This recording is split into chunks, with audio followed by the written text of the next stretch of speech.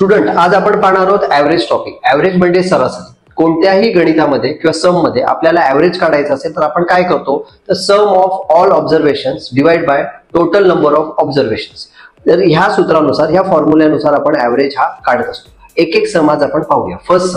First सम काय दिलंय की 25 ते 45 च्या संख्यांमधल्या मूळ संख्यांची सरासरी किती. तर तुम्हाला सर्वात आधी मूळ संख्या म्हणजे प्राईम नंबर्स माहित हवे.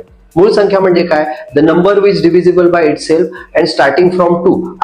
असे जे अंक असतात ते मूळ संख्या येतात. तर आपल्याकडे 25 ते 45 मध्ये किती मूळ संख्या आहेत, तर पहिली आहे 29, दुसरी आहे 31, त्याच्यानंतर आपल्याकडे आहे 37, मग 41 आणि 43. अशा टोटल 5 मूळ संख्या येतात. 25 ते 45 मध्ये 29, 31, 37, 41 आणि 43 ह्या 5 मूळ संख्या येतात. तर आपल्याला ह्या मूळ संख्यांची सरासरी विचारली आहे. तर सरासरी average means what, sum of all observation divide by total number of observation. मग टोटल नंबर ऑफ ऑब्झर्वेशन किती आहेत, 1 2 3 4 5. 5ने आपण याला डिवाइड करू. आता ही बेरीज केली असता बेरीज किती येते, तर जवळजवळ ती 181 येते. 181 डिवाइड बाय 5 केले असता तुमचं उत्तर येईल 36.2. हे तुमचं उत्तर असेल 36.2. हे बघा फोर्थ ऑप्शन. ठीक आहे. नेक्स्ट सम आता आपण पाहूया. नेक्स्ट सम बघा. नेक्स्ट सम मध्ये काय दिलंय, जर A B C D E हे 5 क्रमाने येणारे विषम अंक आहेत तर त्यांची सरासरी काय येईल. तर याच्यामध्ये आपल्याला बघा त्यांनी काय दिलेलं आहे, A B C D E हे 5 अंक दिलेले आहेत. तर आपण समजा सी हा मिडलचा अंक बघितला तर, आणि हे सर्व विषम अंक आहेत. तर बघा कोणताही विषम अंक म्हणजे 1 असेल, 3 असेल, 5 असेल, 7 असेल, 9 असेल, 11 असेल, तर ह्या विषम अंकांमध्ये फक्त 2चा फरक असतो. मग आपण मधला अंक समजा सी पकडला तर त्याच्या पुढचे 2 विषम अंक समजा डी आणि ई आहे आणि आधीचा बी आणि ए आहे. तर मिडल आपण सी पकडला तर पुढचा असेल सी अधिक 2 आणि त्याच्या पुढचा असेल सी अधिक 4. सीच्या आधी असेल सी -2 आणि त्याच्या आधी असेल सी -4. तर असे हे 5 आपल्याला क्रमवार विषम अंक मिळतील. तर आपल्याला काय विचारलंय की त्यांची सरासरी काय असेल. तर सरासरी म्हणजे काय, आपल्याला या सर्वांची बेरीज भागिले 5 करायचंय. म्हणून आपण ए अधिक बी अधिक सी अधिक डी अधिक ई असं आपल्याला करायला लागेल आणि डिवाइड बाय 5. याचा आन्सर कसं येईल, तर बघा C -4 plus C -2 plus C plus 2 plus C plus 4 असं हे सम तयार होईल डिवाइड बाय 5.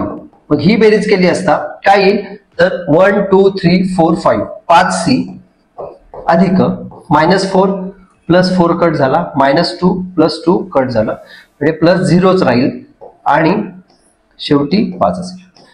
तुमचं फायनल आन्सर काय, सी. हे तुमचं फायनल आन्सर असेल. तर क्रमवार 5 विषम संख्या आपल्याला दिलेल्या A B C D E, तर यांची सरासरी काय असेल, तर सी असेल. नेक्स्ट सम आता आपण पाहूया. नेक्स्ट सम मध्ये बघा त्यांनी काय दिलंय, 90 ते 180 ह्या क्रमवार अंकांची सरासरी ही 80 ते 160 ह्या क्रमवार अंकांच्या सरासरीमध्ये कितीने जास्त आहे. तर बघा आपल्याला 90 ते 180 अंकांच्या क्रमवार अंकांची सरासरी काढायला लागेल आणि त्याच्यानंतर 80 ते 160च्या क्रमवार अंकांची सरासरी काढायला लागेल. आता जेव्हा क्रमवार अंक असतात, क्रमवार म्हणजे कॉन्झिक्युटिव्ह म्हणजे 90 91 92 93 अप टू 180, त्यावेळेस एक सूत्र आहे की पहिला अंक अधिक शेवटचा अंक भागिले 2 केले असता तुम्हाला क्रमवार संख्यांची सरासरी मिळते. म्हणजे क्रमवार संख्यांची सरासरी ही सरासरी बरोबर पहिला अंक अधिक शेवटचा अंक भागिले तुम्ही 2 केले असता तुम्हाला ह्या अंकांची सरासरी मिळते. मग आपण आता करूया. 90 अधिक 180 बरोबर डिवाइड बाय 2 म्हणजे इथे काय 270 भागिले 2 आणि इथे काय 80 अधिक 160 भागिले 2 बरोबर काय 240 भागिले 2. इथे उत्तर काय 135 आणि इथे उत्तर काय 120. तर आपल्याला ह्या 90 ते 180च्या सरासरी आणि 80 ते 160च्या सरासरीतला फरक म्हणजे कितीने जास्त आहे ते विचारलं. म्हणून आपण ह्या दोघांची वजाबाकी करू. 135 - 120 सो यू आर गेटिंग 15. तर पहिली सरासरी ही दुसरीपेक्षा कितीने 15ने जास्त आहे. ठीक आहे. नेक्स्ट सम आता आपण पाहूया सरासरीचं.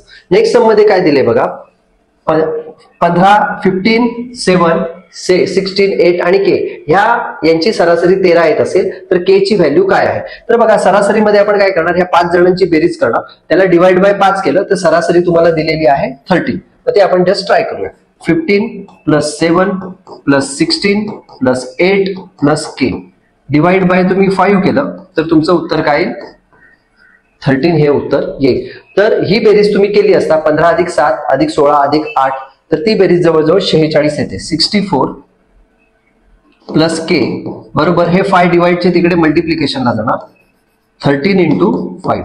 सो 46 प्लस के बरोबर 65. म्हणून के बरोबर 65 मायनस 46. 65 मायनस 46 केलं तर के ची व्हॅल्यू तुमची काय येईल, के ची व्हॅल्यू येईल 19. तर के ची व्हॅल्यू तुमची काय आहे, ऑप्शन 4 विच इज 19. 19 ही आहे. ठीक. नेक्स्ट सम आता आपण पाहूया. नेक्स्ट सम मध्ये बघा काय दिलेलं आहे, एका वर्गातील 40 विद्यार्थ्यांचे सरासरी वजन 35.5 किलोग्रॅम आहे. वर्ग शिक्षक, आता बघा वर्गामध्ये स्टुडंट किती आहेत, 40. तर 40 विद्यार्थ्यांचं सरासरी वजन किती दिलेलं आहे, एज 35.5. बट वर्ग शिक्षकासह त्यांच्या सर्वांचे सरासरी वजन 36 किलोग्रॅम होतं. आता बघा वर्ग शिक्षक आपण ऍड केला तर टोटल लोक किती होतील, आधी 40 लोकांचं 35.5 होत आहे, 40 लोकांची सरासरी किती होते, 35.5 होते. तर शिक्षक आपण ऍड केला तर ते लोक किती होतील, 41 आणि त्यांची सरासरी किती होते, 36. तर बघा आणि तर शेवटी आपल्याला काय विचारलंय, वर्ग शिक्षकाचे वजन किती असेल. तर वर्ग शिक्षकाचं समजा आपल्याला वजन काढायचंय तर आपण काय करणार की 40 लोकांचं टोटल वय काढणार, त्याच्यानंतर 41 लोकांचं टोटल वय काढणार आणि यांची जी वजाबाकी असेल यांच्यात आपण मायनस केलं तर आपल्याला वर्ग शिक्षकाचं वय मिळेल. म्हणून आपण काय करणार, 40 लोकांचं एकूण वय करण्यासाठी 40 गुणिले 35.5 करणार आणि शिक्षक पकडून आपण एकूण काय काढणार, वजन काढणार, 41 गुणिले 36 करणार. तर 40 गुणिले 35.5 केले असता तुम्हाला आन्सर काय येतं, तर ते जवळजवळ 1420 येतं, 1420. आणि 41 गुणिले 36 केला असता तुमचं उत्तर येतं 1476. ठीक आहे. मग ह्या दोघांमधला जो डिफरन्स आहे, 41 लोकांचं एकूण वजन वजा 40 लोकांचं एकूण वजन ते शिक्षकाचं वय असेल. शिक्षकाचं वय बरोबर काय असेल, 1476 मायनस 1420 म्हणजेच 56 हे जे आन्सर आहे हे ते शिक्षकाचं वय असेल. हे बघा ऑप्शन 2. वर्ग शिक्षकाचे वजन किती असेल तर 56 kg हे त्याचं आन्सर आहे. ठीक आहे. आपण आता नेक्स्ट सम पाहूया.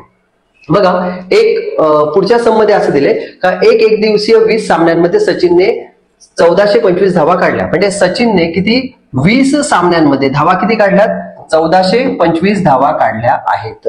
ठीक आहे. आणि परंतु एका सामन्यात तो 0 वर बाद झाला तर इतर सामन्यातील सरासरी किती. आता बघा टोटल सामने तो खेळलाय किती 20, त्याच्यामध्ये पण एका सामन्यात तो 0 वर बाद झाला.